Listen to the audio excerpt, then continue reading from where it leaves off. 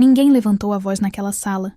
Ainda assim, todos entenderam que alguém estava sendo colocado no lugar, publicamente, friamente, diante de gente importante demais para intervir.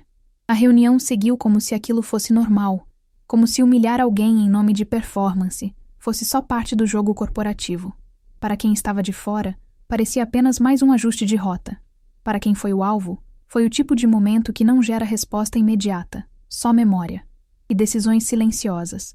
Se você já viu algo assim de perto, vale a pena continuar até o final. Curta o vídeo, se inscreva no canal e fique comigo, porque essa história não vira do jeito que se espera. Ela muda devagar, nos bastidores, exatamente como as coisas mais sérias costumam mudar dentro de uma empresa. O silêncio caiu na sala, como um erro fatal, que ninguém ousava corrigir. A CEO terminou a frase, fechou a pasta de couro com força demais e deixou o olhar cravado em Lívia por segundos longos, calculados, daqueles que fazem o ar ficar pesado. Isso aqui é exatamente o tipo de gente que atrasa uma empresa desse porte, disse Helena Vasconcelos, sem elevar a voz, mas fazendo questão de que cada sílaba ecoasse entre a mesa de vidro, o projetor ligado e os rostos imóveis dos diretores. Lívia estava sentada no fundo, sem microfone, sem crachá de destaque, com uma planilha aberta no notebook que ninguém mais parecia enxergar. O comentário seguinte veio como um tapa público. Se você não consegue acompanhar, talvez devesse procurar algo mais compatível com o seu nível. Ninguém interveio. Um dos investidores ajeitou o relógio caro no pulso. O jurídico desviou o olhar para o celular. O RH fingiu anotar algo. Lívia sentiu o rosto queimar. Não de vergonha, mas daquele tipo de humilhação seca, profissional, que não gera lágrimas. Só um nó no estômago e a certeza de que aquilo estava sendo feito para marcar território. Helena continuou falando, usando o nome dela como exemplo de erro, de custo desnecessário, de gente substituível. Cada palavra era uma tentativa de esmagar. E o mais cruel não era o tom, mas a naturalidade com que todos aceitavam aquilo como parte do jogo corporativo.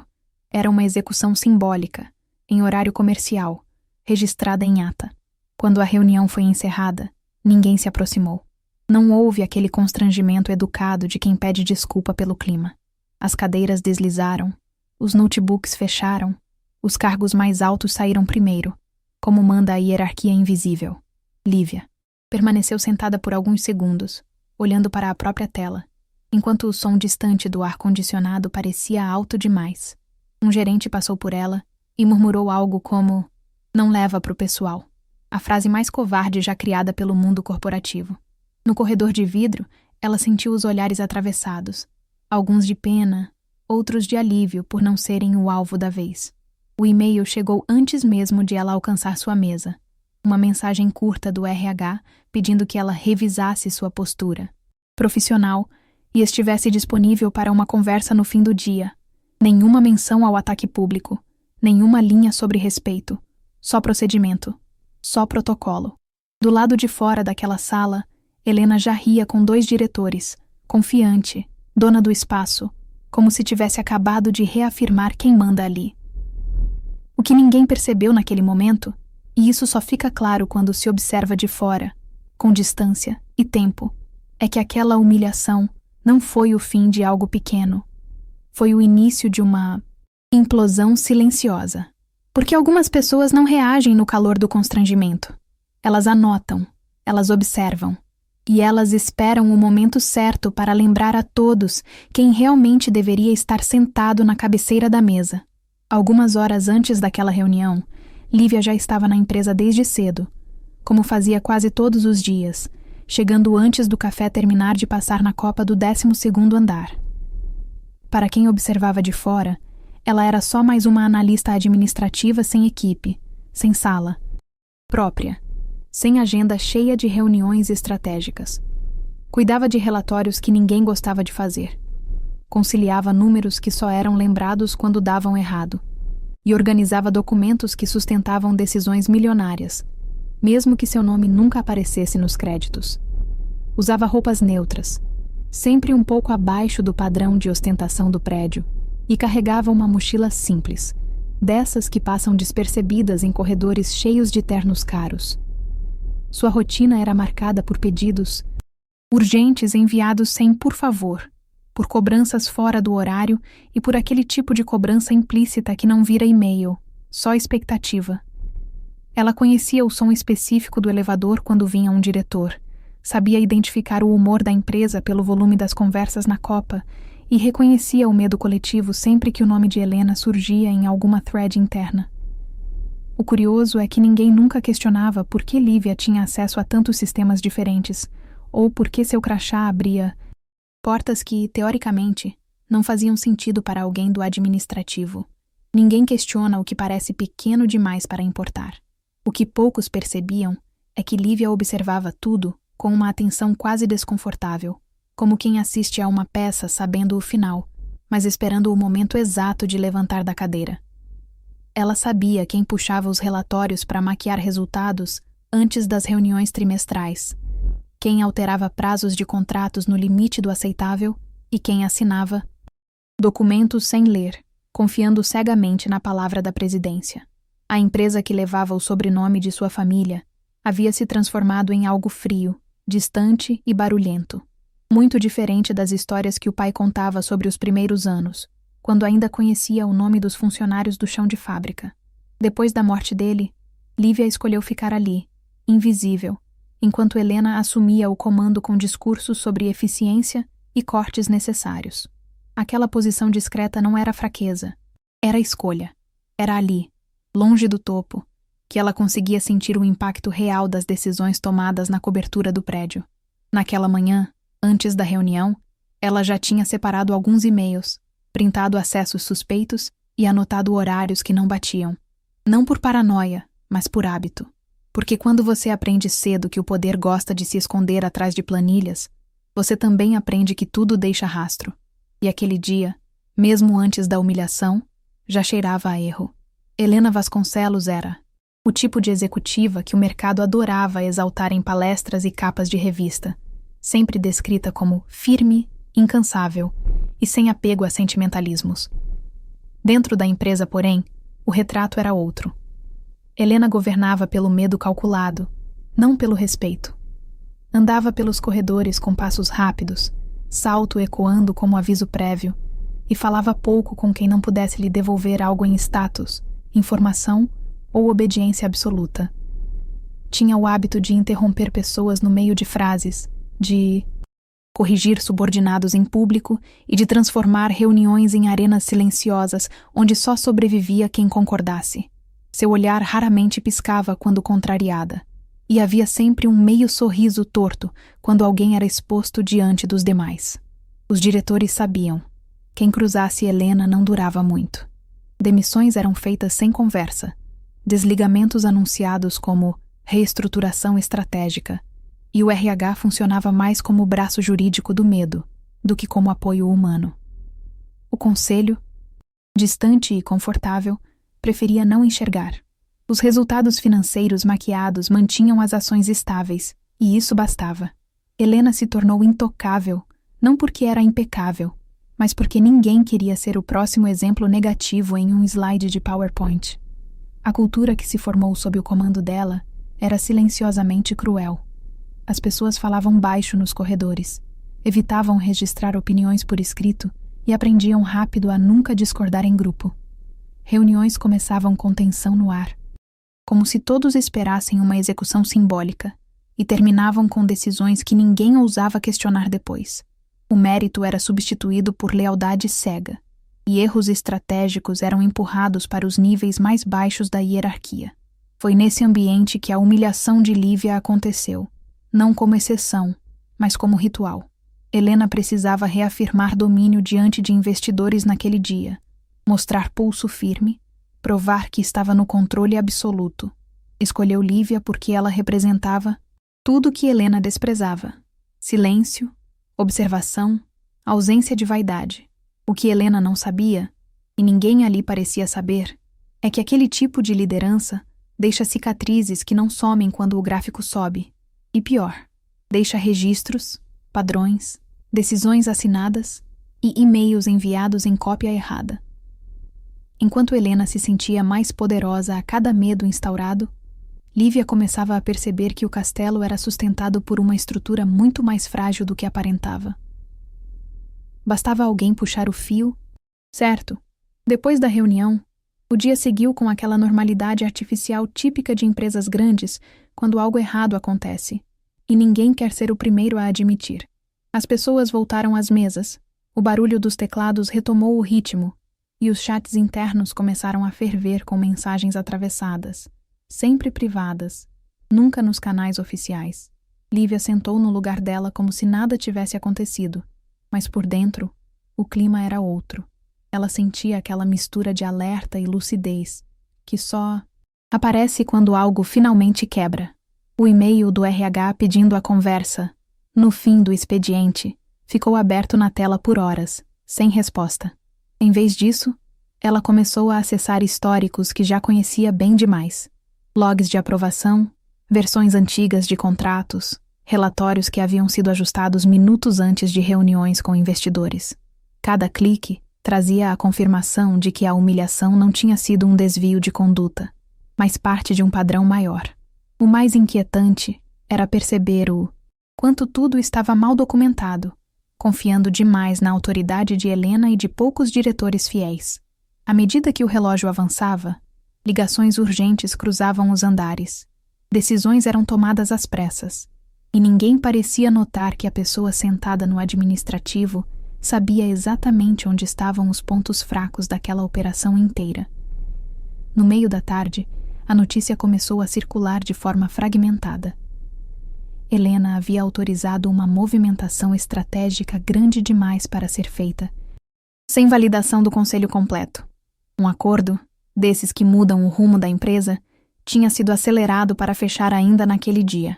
Os diretores estavam tensos, mas confiantes demais para recuar.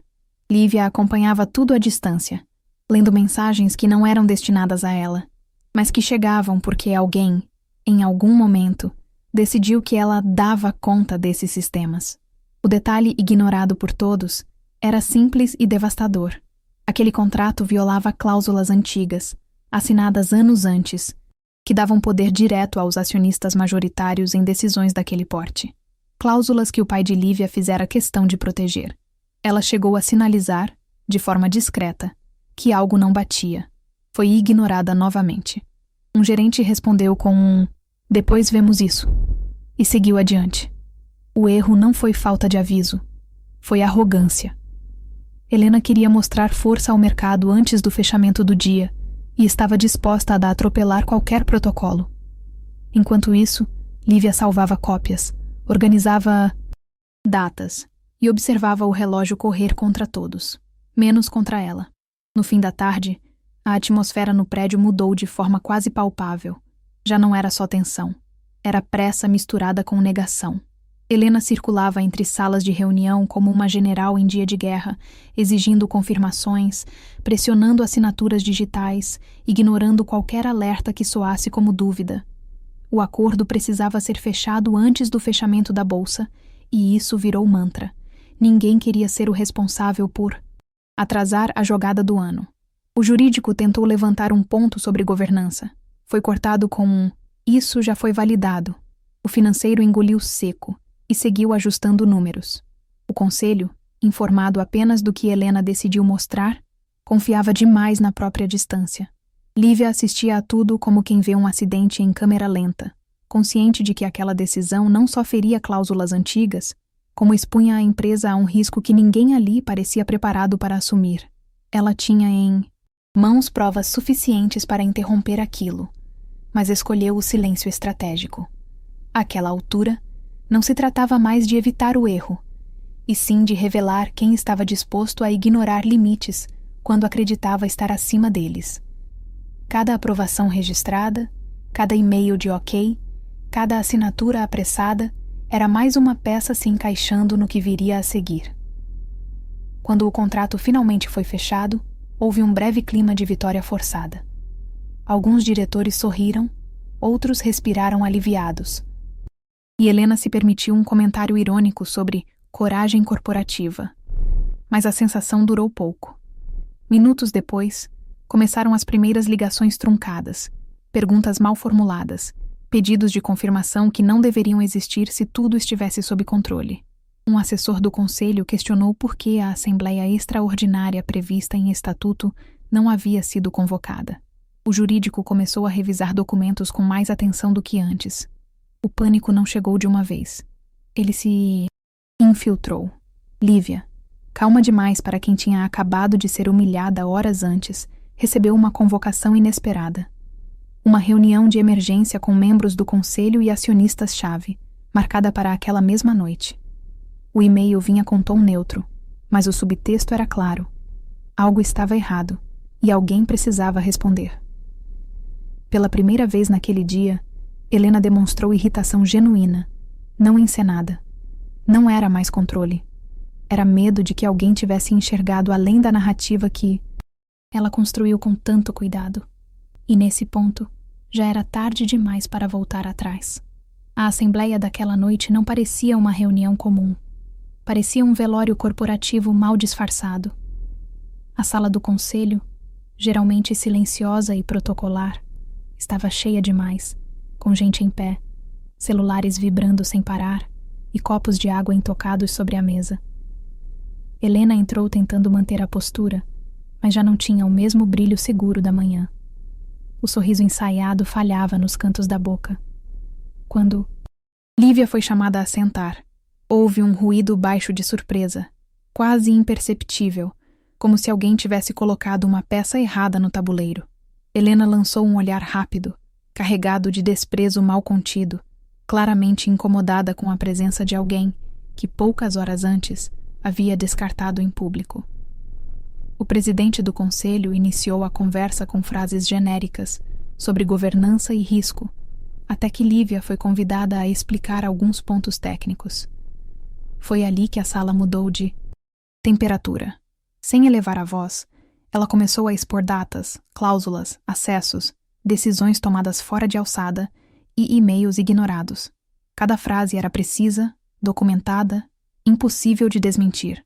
Quando revelou, por fim, sua posição como acionista majoritária e herdeira direta do fundador, o silêncio que se seguiu não foi de surpresa teatral, foi de choque real, do tipo que faz adultos experientes evitarem contato visual. Helena tentou reagir, questionou, ironizou, pediu tempo, mas o jogo já estava perdido.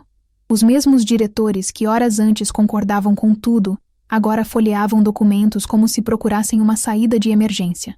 O conselho exigiu explicações imediatas, e cada tentativa de Helena de se justificar soava mais frágil que a anterior. O que antes era autoridade virou defesa. O que antes era poder virou exposição. Lívia não demonstrou satisfação visível, apenas firmeza. Não houve discurso inflamado nem vingança verbal. Apenas fatos, contratos e decisões assinadas. Ao final, a deliberação foi rápida. Afastamento preventivo da CEO, auditoria externa e suspensão do contrato recém-fechado. Helena deixou a sala sem ser acompanhada, carregando sozinha o peso do cargo que acreditou ser eterno. O pânico que se instalou na empresa naquela noite não foi barulhento, foi silencioso, espalhado por mensagens urgentes e reuniões paralelas. Para muitos ali, ficou claro que o erro não foi apenas estratégico. Foi subestimar alguém que decidiu entender o poder antes de exercê-lo. Nos dias seguintes, a empresa entrou em modo de contenção total. Comunicados internos tentavam manter uma aparência de normalidade, mas ninguém mais fingia que nada havia acontecido. A auditoria revelou práticas que todos suspeitavam, mas poucos tinham coragem de enfrentar. Contratos foram revistos, decisões revertidas, alianças quebradas. Helena nunca voltou ao prédio. Não houve pedido público de desculpas, nem reconhecimento formal da humilhação. Isso não acontece em empresas grandes. O que houve foi algo mais raro: silêncio institucional e mudança forçada. Lívia reassumiu seu lugar não como figura midiática, mas como presença constante nas decisões, sem discursos motivacionais, sem frases de efeito, apenas devolvendo à empresa um pouco da humanidade que havia sido perdida. Para quem observava de fora, parecia apenas mais um ajuste de governança. Para quem viveu aquele dia, foi a prova de que o poder, quando usado sem escuta, sempre cobra a conta, mesmo que demore. Eu acompanhei tudo isso de perto. E conto aqui porque histórias assim quase nunca são narradas do ponto de vista de quem foi tratado como invisível. Não é sobre revanche cinematográfica. É sobre justiça tardia e silenciosa. Sobre entender que ambientes corporativos punem quem observa demais, mas também dependem dessas mesmas pessoas para não colapsar. Lívia nunca precisou levantar a voz para ser ouvida. Ela só esperou o momento em que ninguém mais pudesse fingir que ela não existia. E se essa história te causou aquele misto de revolta e satisfação, talvez seja porque em algum momento você já esteve sentado naquela sala, sentindo o peso de ser subestimado. Se você gostou da história, deixe seu like, compartilhe e se inscreva no canal. Comente aqui embaixo de qual cidade você está assistindo.